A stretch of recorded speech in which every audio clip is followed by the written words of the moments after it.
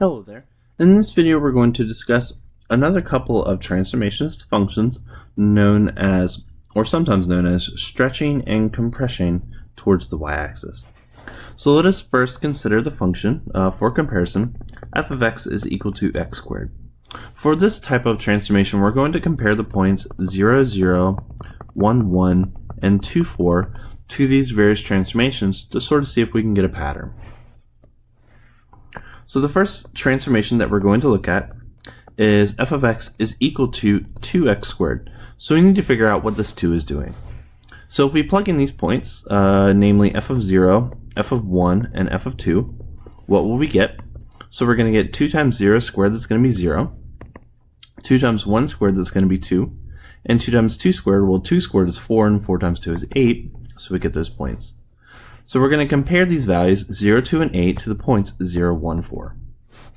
So if we look at our graph, and we're going to compare on the right side only, so 1, 2, 3, 4, 5, 1, 2, 3, 4, 5, 6, 7, 8.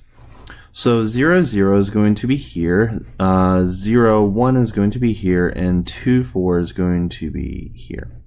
So here's our original function. This is x squared. So now let's look at our new function. I'm not going to extrapolate. So let's look at our new function. So 0, 0 is going to be here, of course. 1 is going to go to 2, and 2 is going to go to 8, right? So this is our 2x squared, and our other function is that one. That's just x squared. So if we sort of go on the other side, then we're going to get that type of picture. So notice that for the green function, which is the function that we're interested in, this is more compressed towards the y-axis. Why is it compressed towards the y-axis? Well, this 2 is going to multiply all the values by 2. So the y values are actually going to grow twice as fast. So that is what causes it to sort of compress here. So if we look at another example, for example, g of x is equal to 1/2 x squared. So g of 0 is going to be 0, g of 1 is going to be 1/2, and g of 2 is going to be, well, 2 squared is 4, and 1/2 of 2 is 2.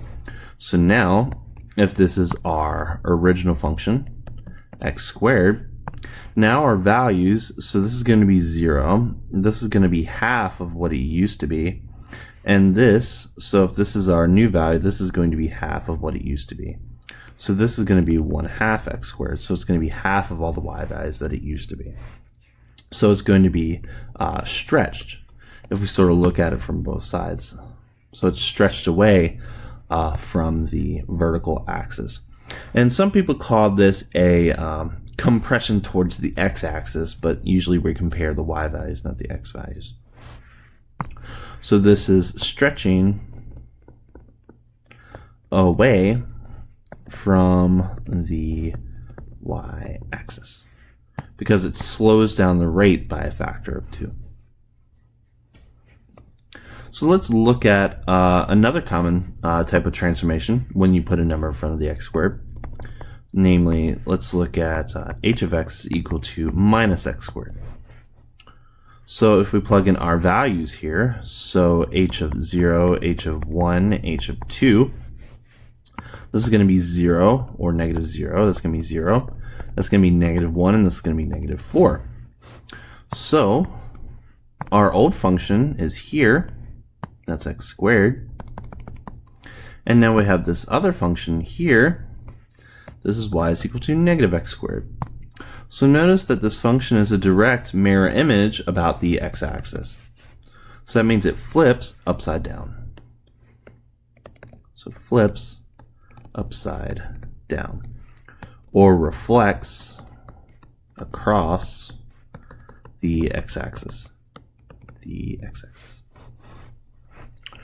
Okay, so let's sort of compare all of these things into the same realm and sort of see if we can do some examples on them. Alright, so let's look at the function y is equal to the square root of x. So remember, the square root of x function is going to be the top half of a parabola located in quadrant 1. So if I say, okay, graph k of x is equal to 2 times the square root of x, what is this curve going to look like? So I'm going to graph the square root of x first. So 2 is going to multiply all the y values by 2. So if this is the original value at 1, then twice of it is going to be the y value at 2 times the square root of x. So if this is y of 2, so I'm going to multiply that value by 2, and that's going to give me my new value. And that is going to give us that type of graph. And notice that this function is closer to the y-axis than the original one is. So that is a compression towards the y-axis. Or it's, in a general sense, it's a growth factor for that function. Now if we look at something, say, let's call it j of x is equal to 1/4 of the square root of x. So let's graph our original function here. So let this be y is equal to the square root of x. So if this is our original point, we want 1/4 of that at whatever x value that is. So if that is 1/2, then 1/4 of that point is going to be located here. So if this is another point, so 1/2 will be there and 1/4 will be here, so it needs to be passing through that point. And if this is that value and this is 1/2, then 1/4 would be something around there. So that would be the graph of y is equal to 1/4 of the square root of x. So notice that this function is getting away from the y-axis, or it's compressing towards the x-axis. So another example, suppose we have the function, say 5x is equal to minus 3 square roots of x. So if this curve is our original y is equal to the square root of x-axis, this minus sign is going to flip it upside down. So there's the minus square root of x function. So what about this minus 3? So that's going to make the values grow a little bit faster. So instead of being here, it's going to be 3 times as much of it. And if the value is here, that's going to be 3 times as much of it. So this function is going to be 3 times as large. Definitely not grown to scale, but you should be able to get the point that it's going to be a little bit more compressed towards the y-axis by some factor of 3. So that's going to be 5x. Now there are a couple other special transformations that you may encounter. For example, y is equal to the square root of negative x, where the negative is on the inside of the function. So what is going on here? So I'm going to be comparing to the original function. So this is y is equal to the square root of x. So notice that the y value for that and the y value for this is going to be the same, but it's going to be the same for the opposite x value. So that means when x is equal to 4, y is equal to 2. So when x is equal to 4, y is equal to 2. So that means when x is equal to the opposite of 4, then that is going to go to positive 2 as well. So y is equal to the opposite of negative 4. That's also going to be equal to 2. So if x equals 4 is over here, and that gives you a value of 2, its opposite over here, negative 4, should also be equal to 2 as well. So if we apply that logic to all the points on this side, then this is going to be the graph of y is equal to the square root of negative x.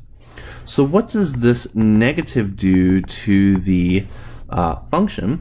Well, that negates or flips the domain.